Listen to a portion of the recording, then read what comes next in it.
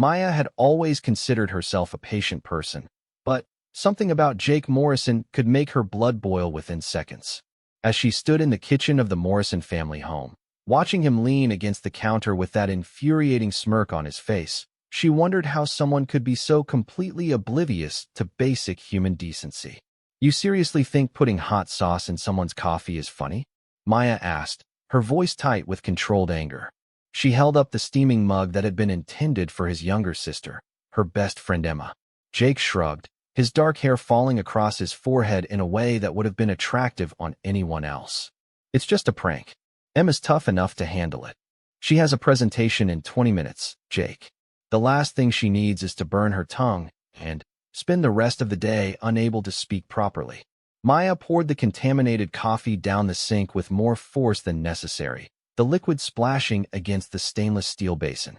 The thing that frustrated Maya most about Jake wasn't just his pranks or his seemingly endless supply of juvenile humor. It was the way he could switch from being completely thoughtless to surprisingly perceptive in the span of a heartbeat. She had seen him stay up all night helping Emma with her college applications, carefully proofreading every essay, and offering genuine advice about her future. She had watched him drive 3 hours to pick up their grandmother's prescription when their parents were out of town. But somehow, in Maya's presence, he seemed determined to showcase only his most annoying qualities. "You're really worked up about this," Jake observed, pushing himself away from the counter. He was tall, probably 6'2", and had the kind of lean build that suggested he spent more time playing basketball than sitting in lecture halls, despite being a senior at the state university. "It's almost like you care more about Emma's presentation than she does." Maya bristled. "I care because I'm a good friend. You should try it sometime." "Ouch." Jake placed a hand over his heart in mock pain. "Right in the feelings, Maya. I might need medical attention." Before Maya could respond with what would undoubtedly have been a cutting remark, Emma bounded into the kitchen, her blonde hair still damp from the shower. She was already dressed in her presentation outfit, a navy blazer that she had borrowed from Maya's closet, and a pair of heels that made her nearly as tall as her older brother. "Is that coffee for me?" Emma asked, reaching for the empty mug in Maya's hands. "Your loving brother decided to season it with hot sauce," Maya explained, shooting Jake a withering look. Emma turned to Jake with an expression of exasperated affection that Maya had seen countless times over the years. It was the look of someone who had grown up with Jake Morrison and had long ago accepted that he was equal parts protective older brother and overgrown child. "Jake, seriously?" Emma shook her head. "I told you how nervous I am about this presentation." For just a moment, Jake's expression shifted. The teasing smile faded, replaced by something that looked almost like guilt. "I didn't think." "That's the problem," Maya interrupted. "You never think." Jake's gaze snapped to Maya, and she saw a flash of something sharper than annoyance in his green eyes. "I was talking to my sister, not you." The tension in the kitchen grew thick enough to cut with a knife. Emma looked between her best friend and her brother with the weary expression of someone who had witnessed this particular dynamic far too many times. "Okay, enough," Emma said, stepping between them. "Maya, thank you for looking out for me. Jake, apologize and make me a new cup of coffee. I need to grab my notes, and then we need to leave for campus." Jake opened his mouth, probably to argue, but something in Emma's tone must have warned him off. Instead, he moved to the coffee maker and began preparing a fresh pot. Maya watched him work, noting the careful way he measured the grounds and the fact that he chose Emma's favorite mug from the cabinet. It was a small gesture, but it reminded her of all the times she had observed Jake being quietly thoughtful when he thought no one was looking. That was the thing about Jake Morrison that drove Maya absolutely crazy. Underneath all the pranks and the sarcasm and the infuriating jokes, there were glimpses of someone else entirely. Someone who remembered that Emma liked her coffee with exactly 1 sugar cube and a splash of vanilla creamer. Someone who had driven Maya home from a party sophomore year when she had gotten food poisoning, staying with her until her parents returned from their weekend trip. Someone who had never once mentioned that incident, as if he understood instinctively that Maya would be mortified to have anyone know she had needed help. "Here," Jake said, handing Emma a steaming mug. "1 perfect cup of coffee, no hot sauce included." Emma took a sip and smiled. "Much better. Thank you." She disappeared upstairs to gather her presentation materials, leaving Maya and Jake alone in the kitchen once again. The silence stretched between them, not quite comfortable, but not entirely hostile either. "You know," Jake said eventually, "you don't have to hate everything I do." Maya looked up from where she had been pretending to examine her phone. "I don't hate everything you do." "Really? Name one thing I've done in the last month that hasn't annoyed you." The challenge hung in the air between them. Maya's mind immediately went to the previous weekend, when she had been at the Morrison house for Emma's birthday party. She had been in the backyard, feeling overwhelmed by the crowd of people and the noise, when Jake had appeared beside her with a piece of cake and a quiet comment about how her favorite cousin would probably appreciate a call later. He had somehow noticed that she was struggling and had given her an excuse to step away from the party for a few minutes. But she couldn't very well tell him that. Acknowledging Jake's moments of unexpected kindness felt dangerous, like admitting to a weakness she couldn't afford. "You fixed Emma's laptop last week," Maya said finally. Jake raised an eyebrow. "That's the best you can do? Basic technical support." "It was above and beyond basic," Maya replied, surprising herself with the admission. "She said you spent 4 hours recovering her files after that virus." Something shifted in Jake's expression. The perpetual smirk softened into something that might have been genuine surprise. "She told you about that?" Maya nodded. She didn't mention that Emma had also told her how Jake had refused to let their parents hire a professional, insisting that he could handle it himself because he knew how important those files were to Emma's internship application. "Well," Jake said after a moment, "I guess that's something." Emma reappeared in the kitchen, armed with a stack of note cards and a folder thick with research. "Ready to go?" Maya grabbed her car keys from the counter. She had promised to drive Emma to campus and sit in on the presentation for moral support. It was something she had done dozens of times over the years.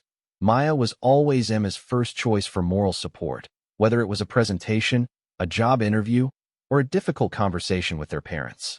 "Actually," Jake said, causing both girls to turn toward him, "I was thinking I might come along too." Emma's face lit up with surprise and pleasure. "Really? You want to watch my boring sociology presentation?" "It's not boring if it's important to you," Jake replied, and Maya felt something twist uncomfortably in her chest at the sincerity in his voice. The drive to campus was a study in careful navigation. Maya had claimed the driver's seat, which meant Jake was relegated to the back while Emma rode shotgun. Through the rearview mirror, Maya could see Jake scrolling through his phone, occasionally making comments about the music Emma had chosen or pointing out various landmarks from their childhood. "Remember when we used to ride our bikes to that park?" Jake asked as they passed a small playground. "Emma, you were convinced that if you swung high enough, you could touch the clouds." "I was 7, Emma protested, but she was smiling. "And you told me it was scientifically possible." "I was 9. What did I know about science?" Maya found herself listening to their easy banter with something that felt uncomfortably like longing. She was an only child, and while she had always envied Emma's close relationship with her brother, she had never allowed herself to examine that feeling too closely. There was something about the way Jake could make Emma laugh, the way he remembered small details from their shared childhood, that made Maya acutely aware of what she had missed growing up alone. "Turn left here," Emma directed as they approached the campus. "The sociology building is just past the library." Maya navigated the familiar campus roads, remembering her own undergraduate days just a few years earlier. She had graduated the previous spring and was now working at a local marketing firm, but she still felt comfortable on the university grounds. Emma was a senior, just a few months away from graduation, and Maya knew she was feeling the pressure of impending adulthood. They found parking near the sociology building, and Maya could sense Emma's nerves ramping up as they walked toward the classroom.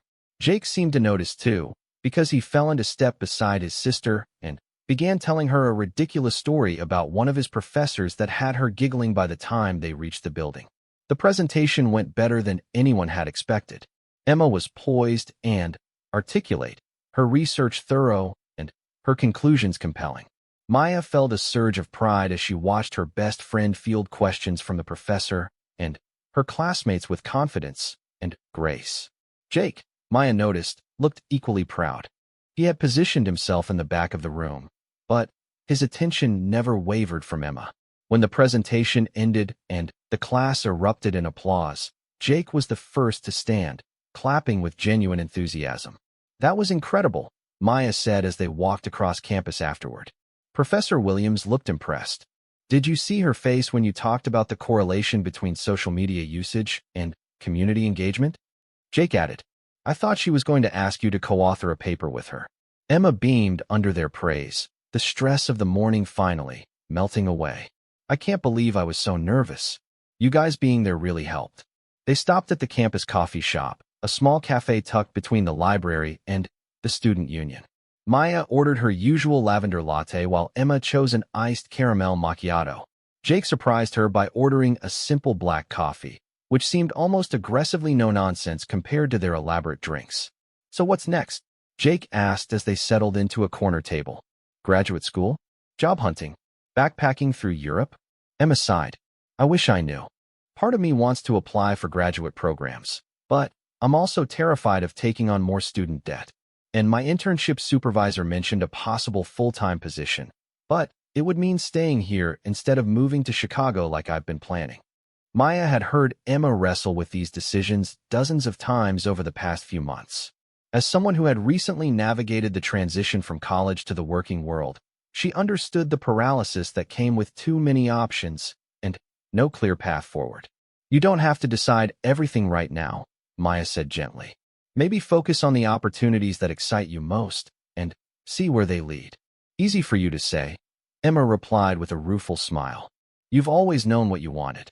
Even in college, you had this 5-year plan mapped out." Maya felt Jake's gaze on her and resisted the urge to look in his direction. The truth was, her supposedly clear direction had been as much about necessity as passion.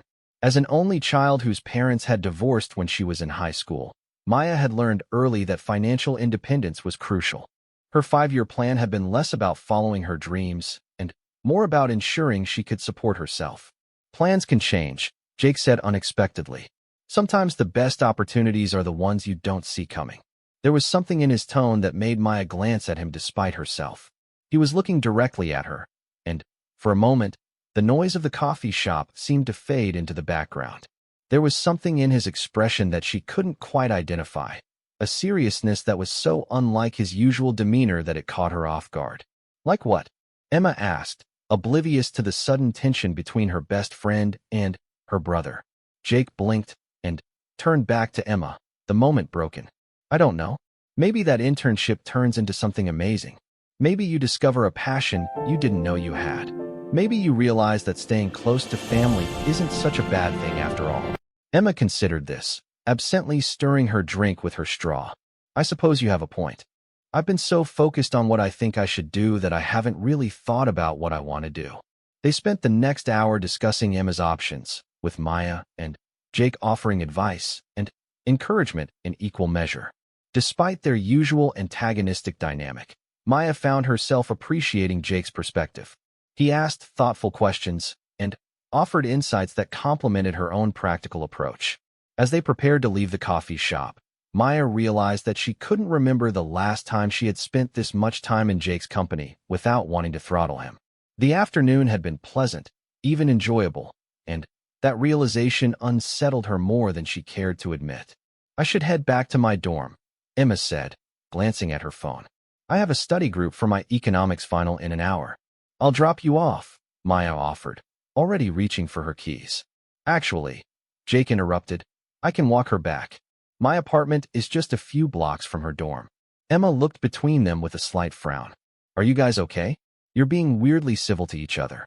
Maya felt heat rise in her cheeks. "We're not weird. We can be civilized when necessary." "Speak for yourself," Jake said with a grin that was closer to his usual teasing expression. "I'm always civilized." Emma rolled her eyes. "Right. And I'm the Queen of England." The brief moment of normalcy between Maya and Jake evaporated 2 weeks later. Maya found herself standing outside the Morrison family home at 7 in the morning, holding a thermos of coffee and questioning every decision that had led to this moment. Emma had called her the night before, practically in tears, explaining that their family dog Buster had escaped during a thunderstorm and hadn't been seen since. Emma was supposed to leave for a weekend internship interview in another city, but she couldn't bear the thought of abandoning the search for their beloved golden retriever. Maya had volunteered to help look for Buster, thinking she would spend a few hours walking around the neighborhood with Emma before her friend had to leave for her interview. What she hadn't anticipated was Emma's mother pulling her aside and explaining that Jake had already been searching all night and could probably use some help and moral support. "I really appreciate this, Maya," Mrs. Morrison had said, her eyes red-rimmed from worry and lack of sleep. "Jake won't admit it, but he's beside himself about Buster. That dog has been his constant companion since high school." So now Maya found herself knocking on the door at an hour when most reasonable people were still in bed, preparing to spend her Saturday morning searching for a missing dog with the one person who could make her question her own sanity. Jake answered the door looking like he hadn't slept in days. His usually perfect hair was disheveled, sticking up at odd angles, and there were dark circles under his eyes. He was wearing a faded university sweatshirt and jeans that had seen better days, and Maya was struck by how different he looked from his usual confident self. "Maya," he blinked at her in confusion. "What are you doing here? Your mom called last night." "I'm here to help look for Buster." Maya held up the thermos. "I brought coffee." Something shifted in Jake's expression, surprise, followed by what might have been relief. "You don't have to do that. I know you're not exactly a fan of early morning activities." It was true. Maya was notorious among her friends for her inability to function before 9 in the morning.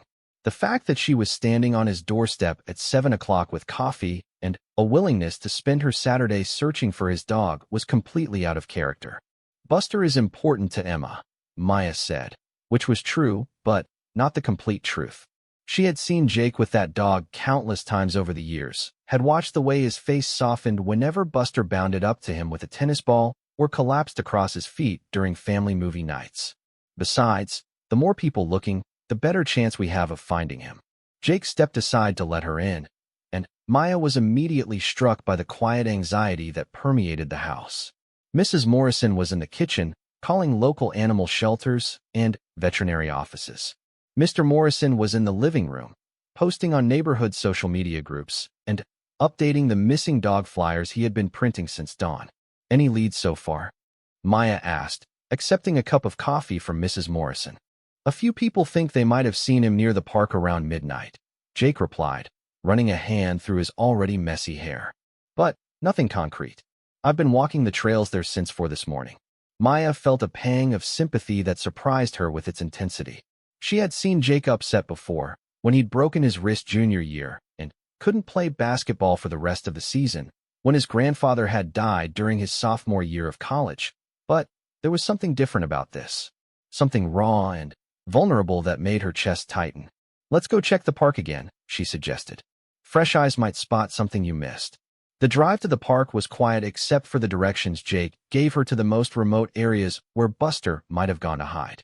Maya learned that the dog had a tendency to seek out quiet spaces when he was frightened, and that Jake had already checked under every bridge, in every storm drain, and behind every building in a 3-mile radius. "Tell me about him," Maya said as they parked near the main trail entrance. "I mean, I've seen him around your house for years, but I don't really know his personality." Jake's expression softened slightly. "He's the best dog in the world. Smart, loyal, gentle with kids, but protective when he needs to be. My parents got him for me when I was going through a tough time in high school, and he's been my shadow ever since." Maya remembered Jake's junior year of high school, though she hadn't understood at the time what he had been going through. She recalled him being quieter than usual, spending more time at home, and less time with his usual crowd of friends. Emma had mentioned something about Jake having anxiety issues, but Maya had been too caught up in her own teenage concerns to pay much attention. They began walking the main trail, calling Buster's name, and stopping to listen for any sound that might indicate a dog in distress. The park was larger than Maya had realized, with multiple trails branching off in different directions, and plenty of wooded areas where a scared dog might hide. "How far could he have gotten in one night?" Maya asked as they paused at a fork in the trail. "Farther than you'd think, especially if he was panicking." Jake chose the left path, which seemed to lead deeper into the woods. "Buster has never liked storms. Usually he hides under my bed until they pass, but last night was particularly bad. My mom thinks he might have gotten confused and run outside when she opened the door to check the mailbox. They walked in companionable silence for a while, the morning sun filtering through the trees and creating a dappled pattern on the path ahead of them. Maya found herself studying Jake from the corner of her eye, noting the tension in his shoulders and the way he kept scanning the woods as if he could will Buster to appear. "You really love that dog," she observed. Jake glanced at her, seeming surprised by the comment. "Yeah, I know that probably sounds stupid to someone who's never had pets." "It doesn't sound stupid at all." Maya stopped walking, causing Jake to turn and look at her directly. "And, for the record, I did have a pet. A cat named Whiskers when I was little. When he died, I cried for a week." "Whiskers?" Jake's mouth quirked up in the first smile Maya had seen from him all morning. "I was 7. My naming skills were limited." Maya felt her own lips twitch in response. "The point is, I get it. Pets aren't just animals. They're family." Something passed between them in that moment. A recognition of shared understanding that felt different from their usual antagonistic exchanges. Jake's expression grew serious again, but there was something softer in his eyes. "Thank you," he said quietly. "For being here, I mean. You didn't have to give up your Saturday." Maya felt heat rise in her cheeks and turned away, pretending to examine a cluster of bushes beside the trail. "It's what anyone would do." "No," Jake replied, "it's not." Before Maya could figure out how to respond to that, a sound from deeper in the woods caught their attention. It was faint, but it might have been a whimper. "Did you hear that?" Jake asked, already moving toward the sound. They left the main trail and pushed through a thicker section of forest, calling Buster's name more loudly now. The sound came again, clearer this time, and definitely canine in nature. "Buster," Jake called, his voice cracking with hope and desperation. Maya followed him through a particularly dense patch of undergrowth, emerging into a small clearing where an old storm had brought down several large trees. And there, trapped beneath a fallen log with his back leg clearly injured, was Buster. The relief that washed over Jake's face was so intense that Maya felt tears spring to her own eyes. The dog was whimpering but alert, his tail attempting to wag despite his obvious pain. "Hey, buddy," Jake said softly, approaching slowly so as not to frighten the already traumatized animal. "We're going to get you out of there." Maya pulled out her phone to call for help, while Jake carefully assessed the situation. The fallen log was too heavy for them to lift alone, but it didn't appear to be putting crushing weight on Buster's leg. The dog was conscious and responsive, which was encouraging. "I'm calling your dad," Maya said. "He can bring help, and we can figure out how to lift this safely." Good thinking. Jake had positioned himself near Buster's head and was speaking to the dog in soothing tones. "You're okay, boy. Maya and I found you, and we're going to take care of everything." While they waited for reinforcements, Maya found herself watching Jake with the injured dog. All of his usual bravado and sarcasm had disappeared, replaced by a gentleness that she rarely had the chance to observe. He spoke to Buster as if the dog could understand every word, explaining what they were going to do and promising that everything would be all right. "He's lucky you found him," Maya said. "A few more hours in this heat, and things could have been much worse." Jake looked up at her with an expression that was completely unguarded. "We found him. I would probably still be searching the wrong area if you hadn't suggested coming back to check the park again." Maya felt something flutter in her chest that she firmly told herself was just relief about finding Buster. It had nothing to do with the way Jake was looking at her or the fact that he had said, "we," instead of taking credit for the rescue. Mr. Morrison arrived 20 minutes later with 2 of Jake's friends and enough equipment to safely lift the fallen log. The rescue operation took another hour, with everyone working carefully to ensure that Buster's injury wasn't worsened in the process. When they finally freed the dog, Jake gathered him gently in his arms, mindful of the injured leg. "Let's get him to the emergency vet," Jake said, his voice thick with emotion.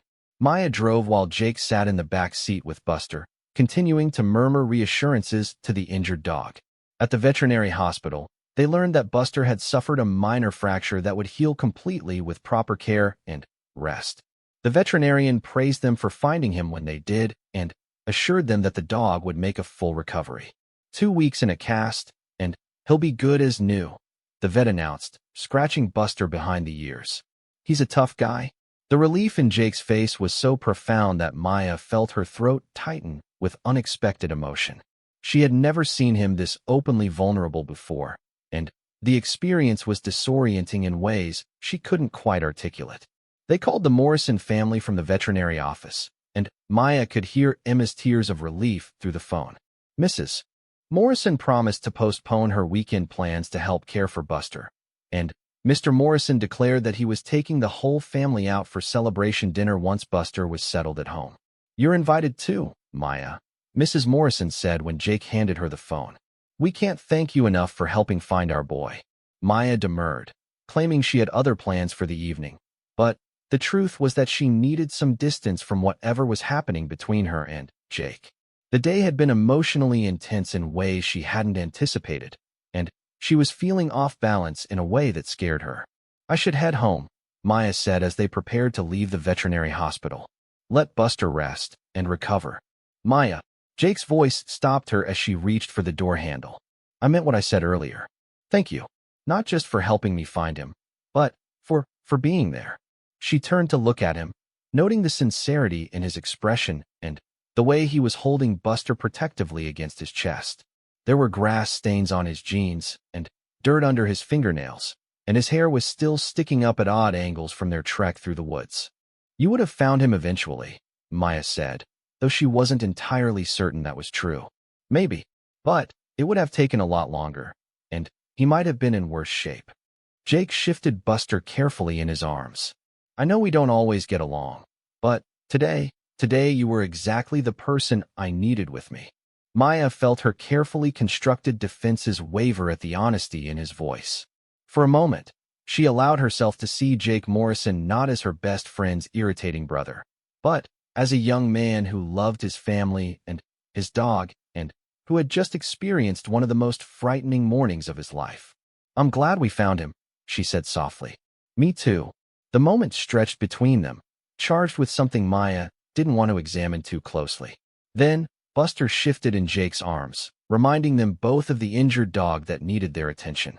Maya drove them home, listening as Jake called Emma to give her a detailed update on Buster's condition.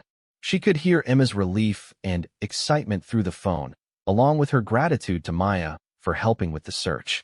She wants to talk to you, Jake said, holding out the phone. Maya accepted the device, balancing it between her shoulder and ear while she navigated the familiar streets toward the Morrison house. Maya, you're amazing, Emma gushed. I can't believe you spent your whole Saturday morning looking for our crazy dog. It wasn't a big deal, Maya replied, though even as she said it, she knew it wasn't entirely true. Something about the morning had felt significant, though she couldn't quite put her finger on what had changed. It was to Jake, Emma said, and there was something knowing in her voice that made Maya glance in the rearview mirror. Jake was looking out the window, apparently absorbed in watching the scenery pass by, but Maya had the feeling he was listening to every word of her conversation with Emma. He was just scared, Maya said carefully. Anyone would have been. Maybe, but Jake doesn't usually let people see him scared. He's got this thing about always appearing confident and in control. Emma paused. The fact that he was okay with you being there, seeing him like that, well, it says something. The annual Morrison family barbecue was legendary in their neighborhood. Every summer since Emma and Jake were children, their parents had hosted an elaborate backyard party complete with games, music, and enough food to feed half the town. Maya had been attending these gatherings for nearly a decade, but this year felt different in ways she was still trying to understand. She stood in the Morrisons' kitchen, helping Mrs. Morrison prepare side dishes while trying to ignore the fact that Jake was just outside the window, setting up tables with his father. He had traded his usual university t-shirt for a button-down shirt with the sleeves rolled up, and Maya found herself distracted by the way the afternoon sunlight caught the muscles in his forearms as he worked. It had been 3 weeks since the morning they had found Buster together, and Maya had been carefully avoiding any situation that might put her alone with Jake. She had declined Emma's invitations to movie nights, claiming work obligations. She had found excuses to avoid family dinners.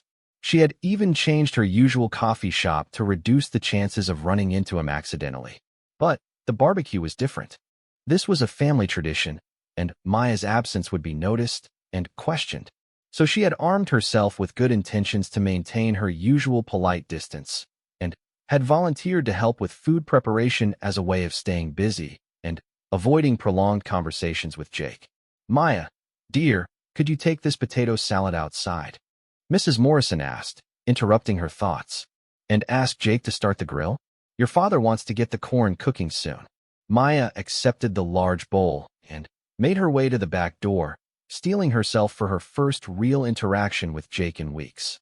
The backyard was already filling with guests, neighbors, family friends, and several of Emma's classmates who had become fixtures at Morrison family events over the years. She found Jake arranging chairs around the newly set-up tables, his movements efficient and practiced. He looked up as she approached, and Maya felt that familiar flutter of awareness that she had been trying so hard to suppress. "Potato salad delivery," she announced, setting the bowl on the nearest table. "Thanks." Jake straightened, wiping his hands on a dish towel. "Mom has you working in the kitchen?" "I volunteered. Someone needs to keep her from trying to do everything herself." Maya paused, remembering Mrs. Morrison's request. "She wants you to start the grill so your dad can get the corn going." On it, Jake moved toward the large gas grill that dominated one corner of the patio. "How's work been? Emma mentioned you landed a big client last week." It was a casual question, the kind of polite small talk that Maya should have been able to handle easily. But something about Jake's tone, genuinely interested rather than merely polite, caught her off guard. "It's going well. We're developing a campaign for a local restaurant chain. Nothing too exciting, but it's good experience." Maya realized she was lingering instead of heading back to the kitchen as she should have been. "How's your senior year going? Emma said you're thinking about graduate school." Jake's hands stilled on the grill controls. "I'm considering it.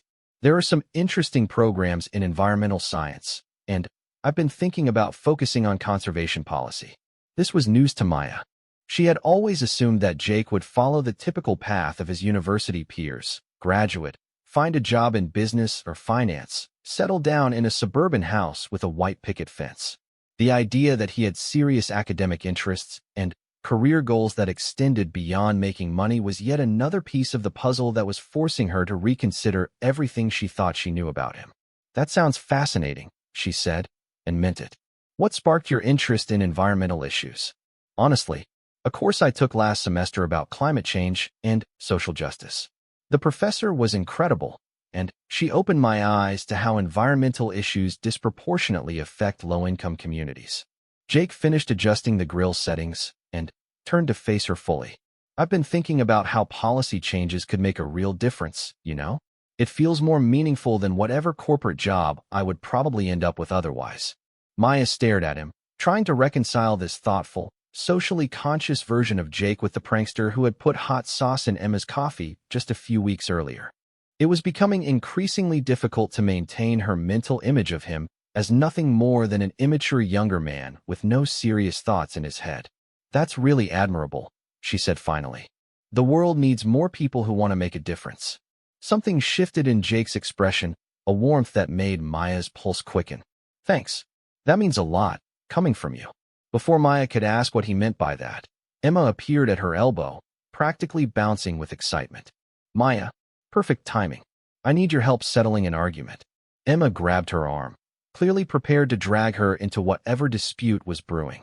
"Jake thinks the University of Chicago has a better environmental science program than Northwestern. But I say Northwestern has better connections in the industry."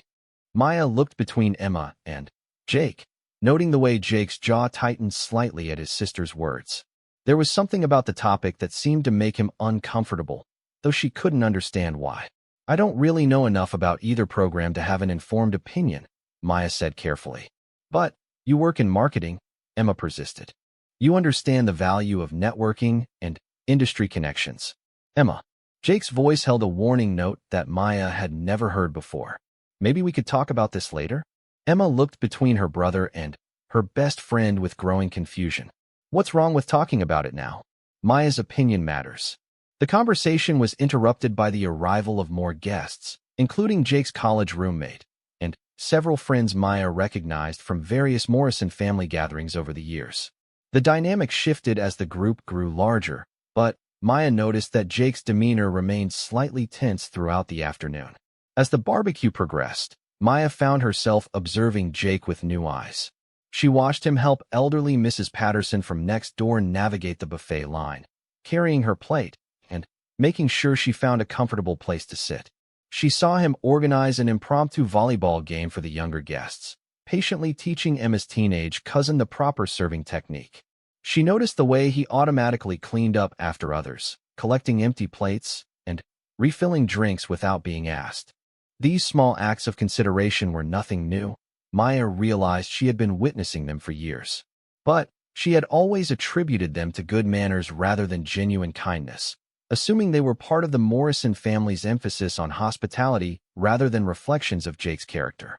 Now, watching him interact with guests ranging in age from 5 to 75, Maya began to understand that she had been willfully blind to aspects of Jake's personality that didn't fit her preconceived notions about him. "You're staring," Emma observed, appearing beside Maya with 2 plates of barbecue. Maya felt heat rise in her cheeks. "I'm not staring. I'm observing." "Uh-huh." Emma handed her one of the plates. "And what exactly are you observing?" "Nothing specific. Just people watching."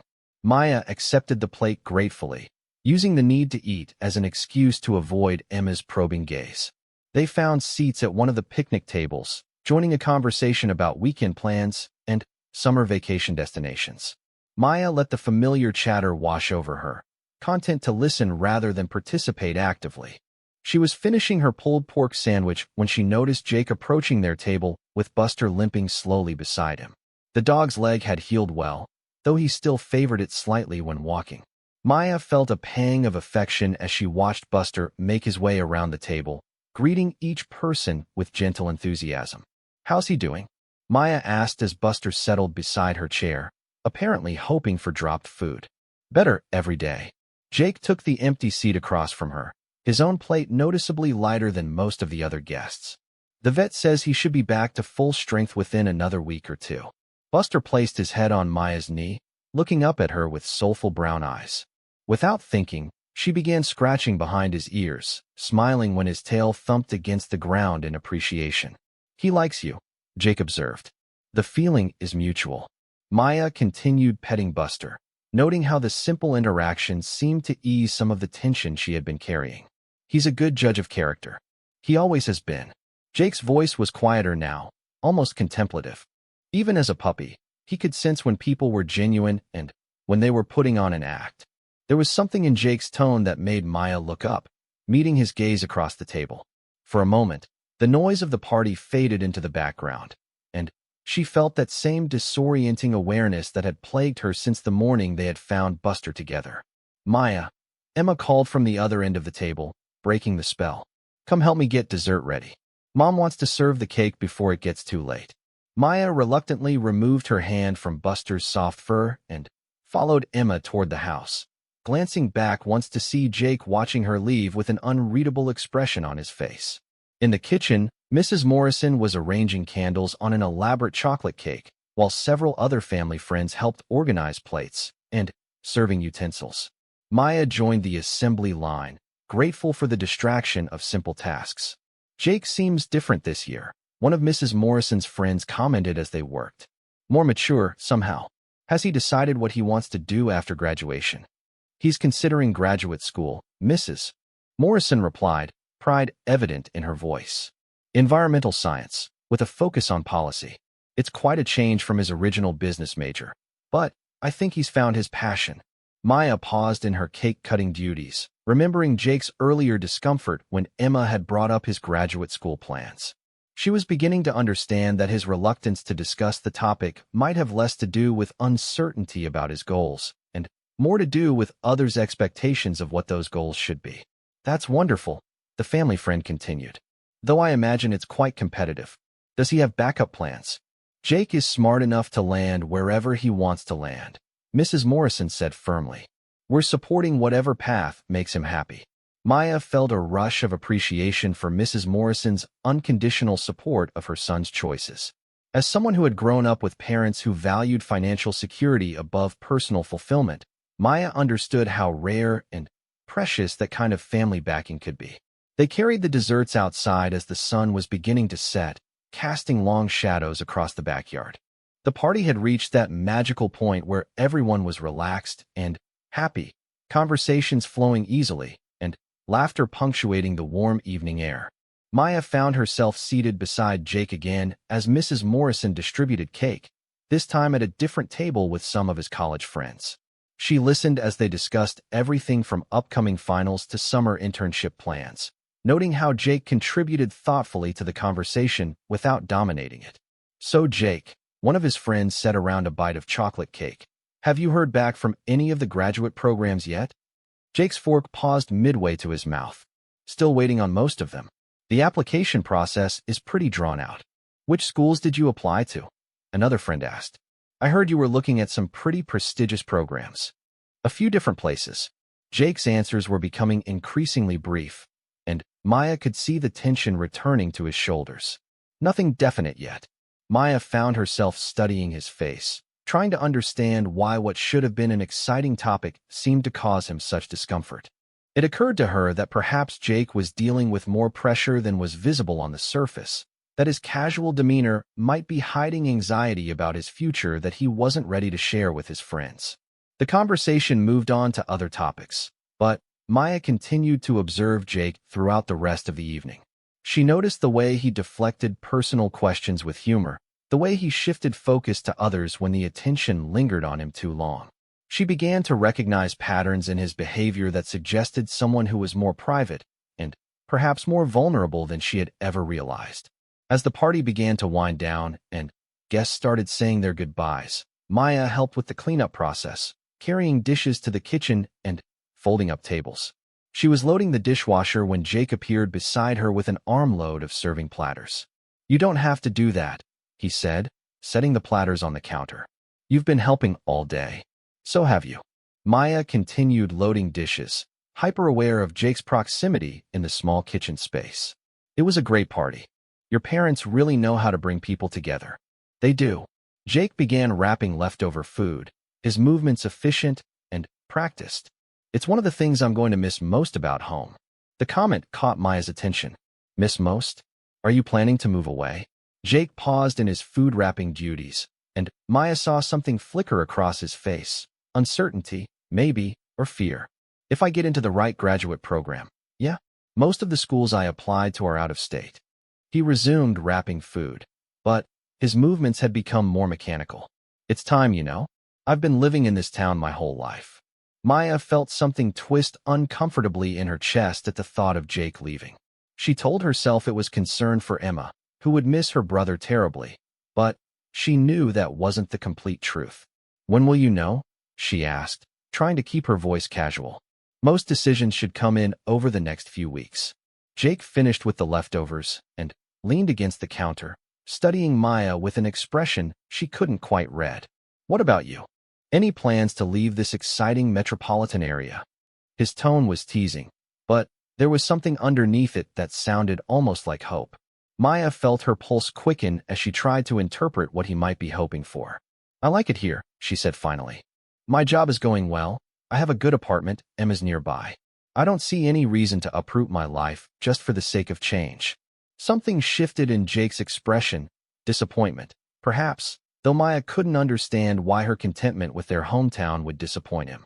"That makes sense," he said, but his voice had gone flat in a way that made Maya wonder if she had said something wrong. The kitchen fell silent except for the sound of the dishwasher running. Maya felt the weight of unspoken words between them, the sense that they were having two conversations at once, the surface discussion about future plans, and something deeper and more complicated underneath. "Jake," she began, not certain what she intended to say. "There you are."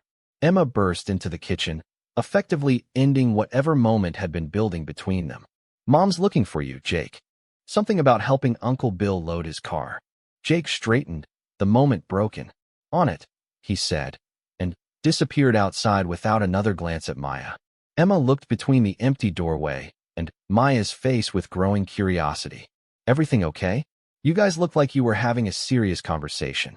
"Just talking about graduate school," Maya replied, which was true, but far from the complete story. Emma's expression grew thoughtful. "You know, I think Jake's more nervous about the whole thing than he lets on. He's been weird about it for weeks, changing the subject whenever anyone asks about his applications. Maya remembered Jake's discomfort during the dinner conversation and his evasiveness with his college friends. Maybe he's afraid of jinxing it by talking about it too much. Maybe. Emma didn't sound entirely convinced. Or maybe he's afraid of disappointing people if he doesn't get in. Jake puts a lot of pressure on himself to succeed at everything, even when he pretends he doesn't care. This was another piece of the puzzle that Maya hadn't considered. She had always assumed that Jake's confidence was genuine, that his casual attitude toward academic and personal achievements reflected a lack of ambition rather than a carefully constructed defense mechanism. He'll figure it out, Maya said, as much to convince herself as to reassure Emma. Jake's smart and determined. Any graduate program would be lucky to have him. Emma smiled.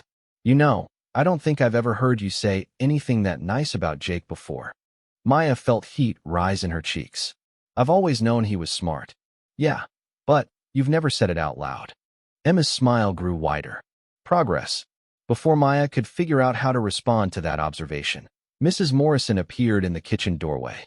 Maya, sweetheart, thank you so much for all your help today, she said, enveloping Maya in one of her signature warm hugs. You're always such a blessing to have around. The coffee shop where Maya had agreed to meet Emma was crowded for a Tuesday afternoon, filled with students cramming for finals and professionals catching up on work between meetings. Maya spotted Emma immediately in their usual corner booth, but she wasn't alone. Jake sat across from her, his laptop open and papers scattered across the small table. Maya hesitated near the entrance, considering whether she should leave and reschedule with Emma for another time.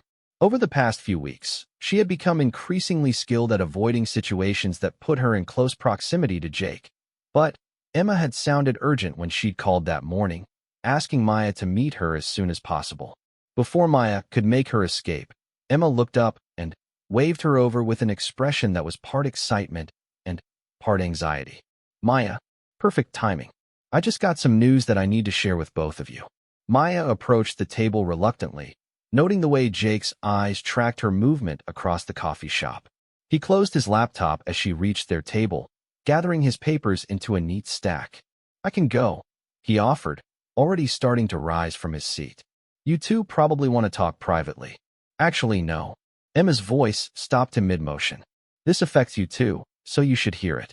Maya slid into the booth beside Emma, hyper-aware of Jake's presence across the small table.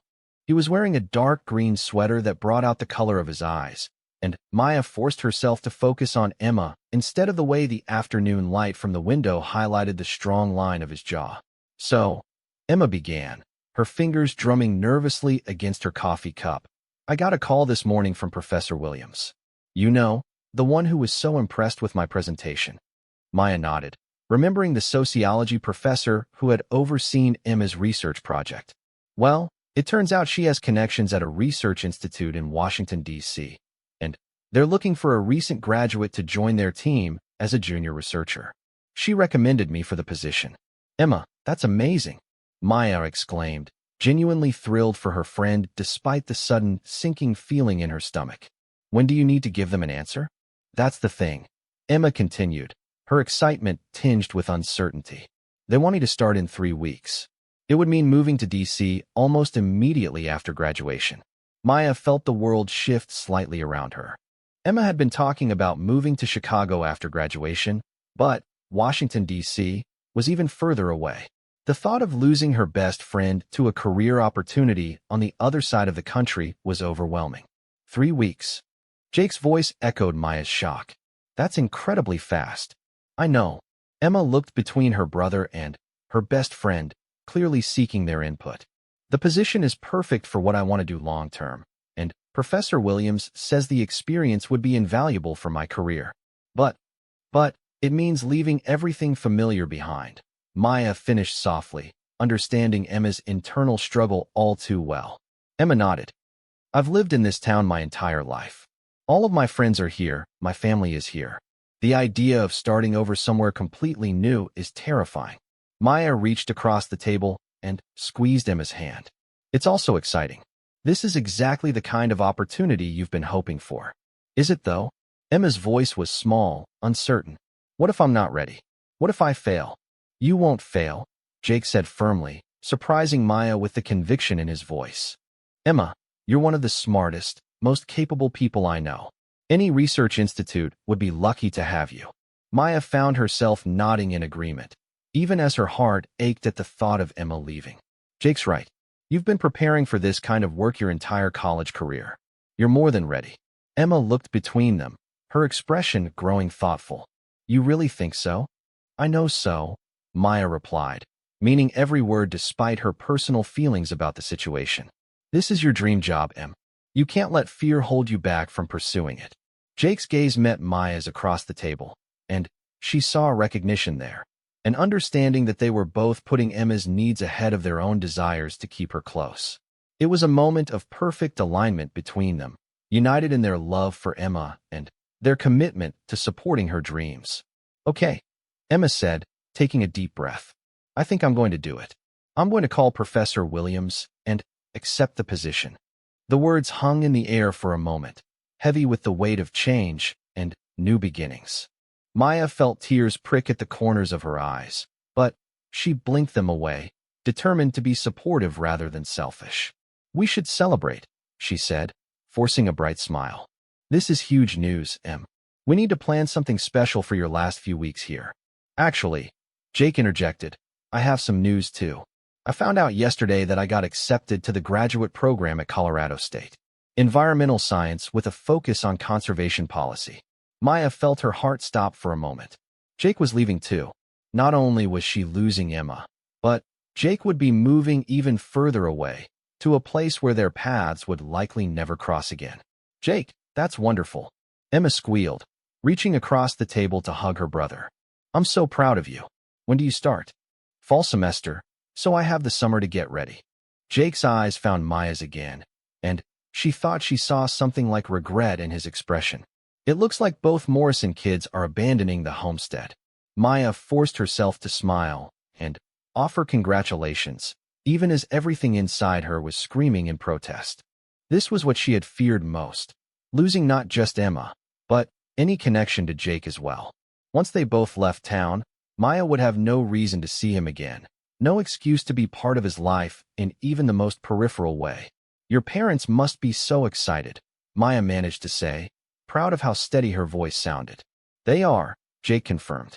Though I think they're also a little sad about having an empty nest.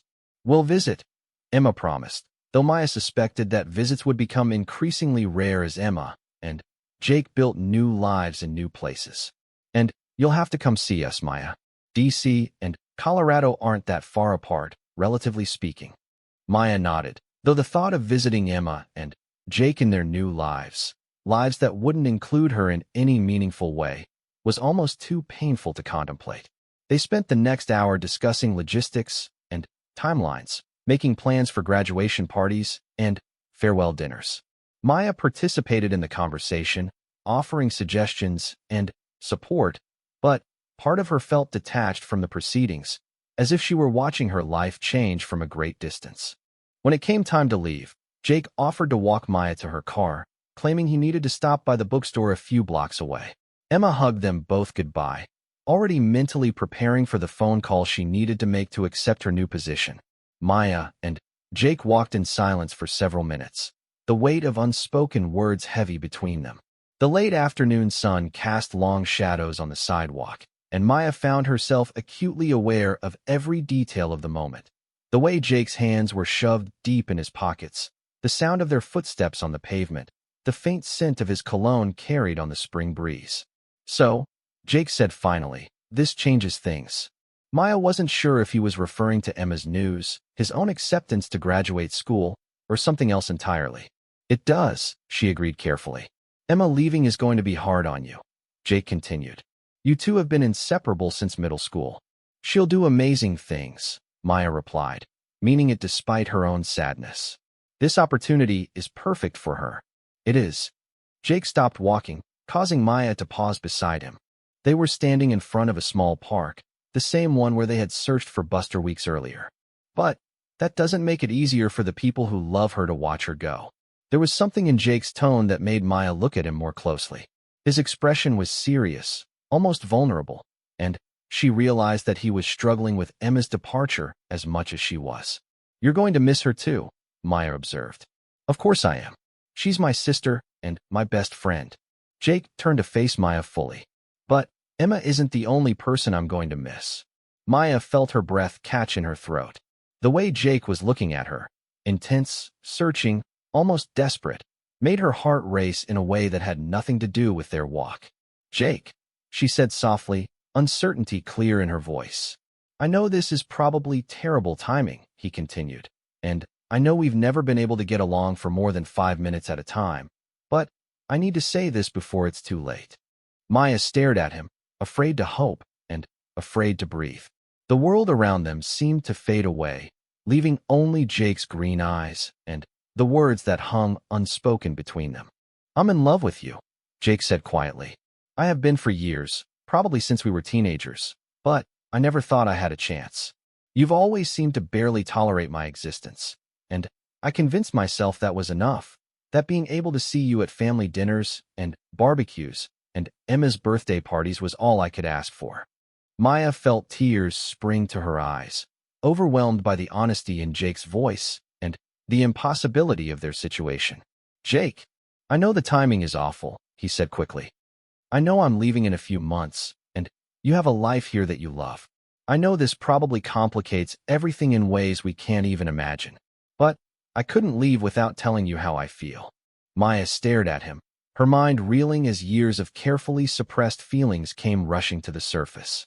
All those moments when she had caught herself watching him, all those times when his unexpected kindness had caught her off guard, all those nights when she had lain awake wondering what it would be like to see Jake Morrison as something other than her best friend's irritating brother.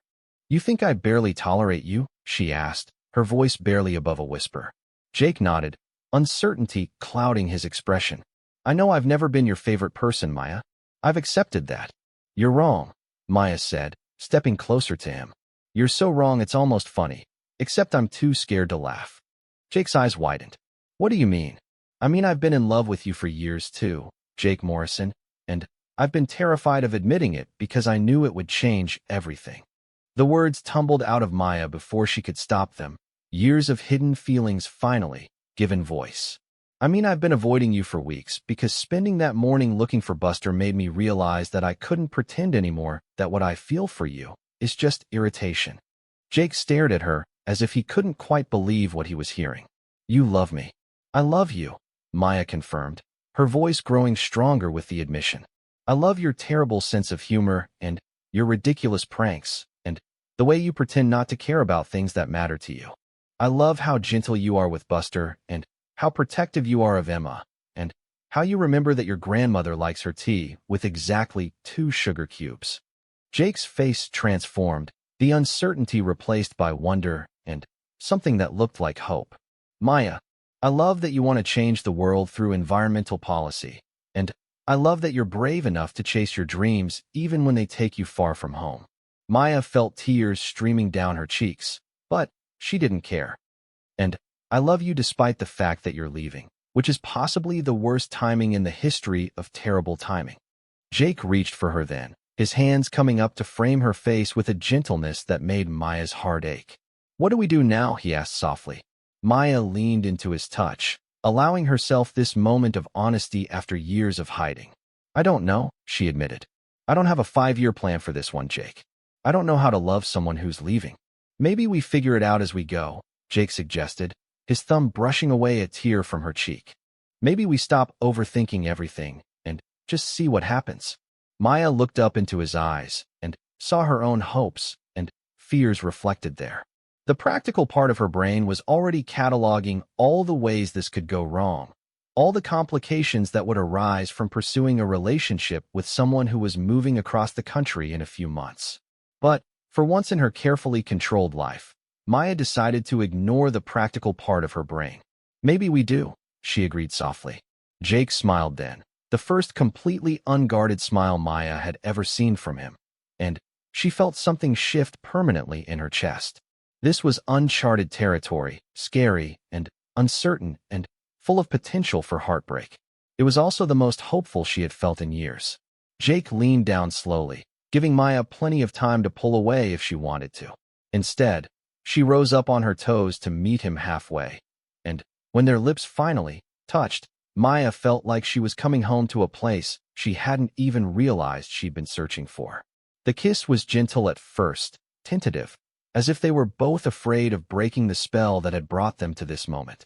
But as Maya's arms wound around Jake's neck and his hands settled at her waist, the kiss deepened into something that felt like a promise. When they finally broke apart, both breathing heavily, Jake rested his forehead against hers. "We're really doing this," he said, his voice full of amazement. "We're really doing this," Maya confirmed, still not entirely convinced that this wasn't some elaborate dream. "Emma's going to lose her mind," Jake observed with a grin.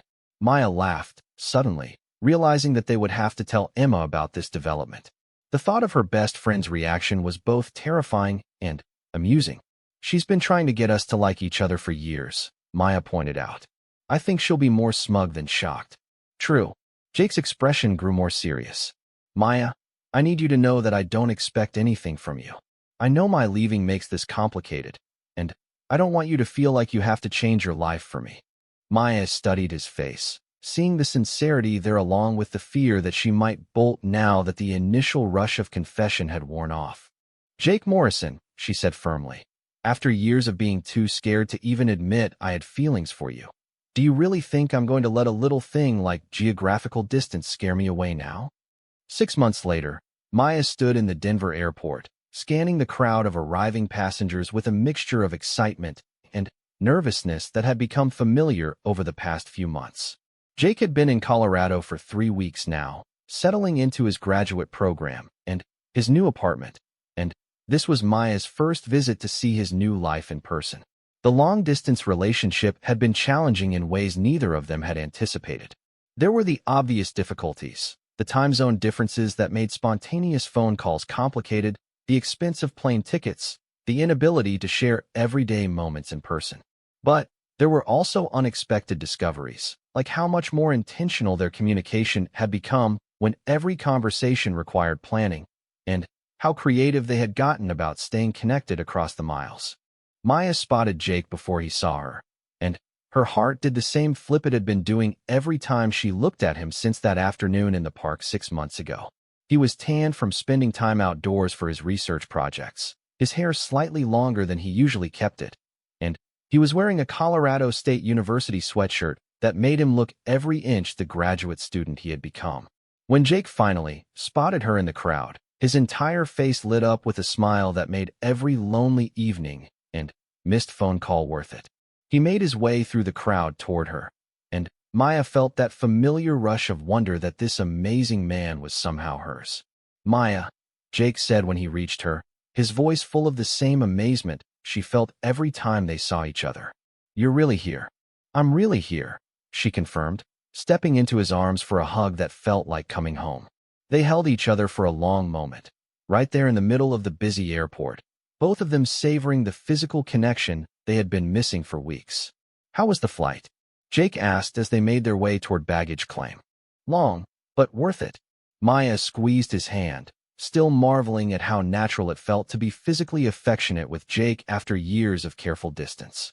"I can't wait to see your apartment and meet your classmates and hear about all your research projects." Jake's expression grew thoughtful. "Actually, there's something I want to talk to you about. Something I've been thinking about since I got here." Something in his tone made Maya's stomach clench with sudden anxiety. Long-distance relationships were fragile things, and she had been bracing herself for the possibility that Jake might decide the distance was too difficult to maintain. "What is it?" she asked, trying to keep her voice steady. "Not here," Jake said, glancing around at the crowded airport. "Let's get your luggage and head back to my place. Then we can talk properly." The drive from the airport to Jake's apartment was filled with surface conversation about his classes, her work, and Emma's adventures in Washington, D.C. But Maya could sense the undercurrent of whatever Jake wanted to discuss, and her anxiety grew with each passing mile.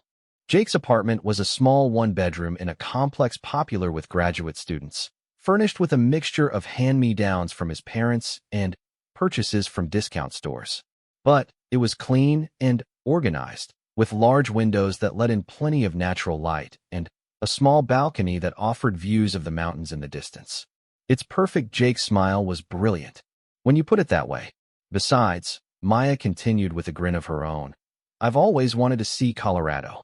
Jake kissed her again, right there on the sidewalk in front of the park where they had found Buster together, and Maya thought that maybe the best-laid plans weren't always the most important ones after all. Maybe sometimes the best things in life were the ones you never saw coming. Maya returned the hug gratefully, touched by the genuine affection in Mrs. Morrison's voice. The Morrison family had been a constant source of support and love throughout her friendship with Emma, treating her like a daughter rather than just a friend of their child. Thank you for including me, Maya replied. I always love your barbecues. Well, your family as far as we're concerned. Mrs. Morrison stepped back, her hands still resting gently on Maya's shoulders. I hope you know that.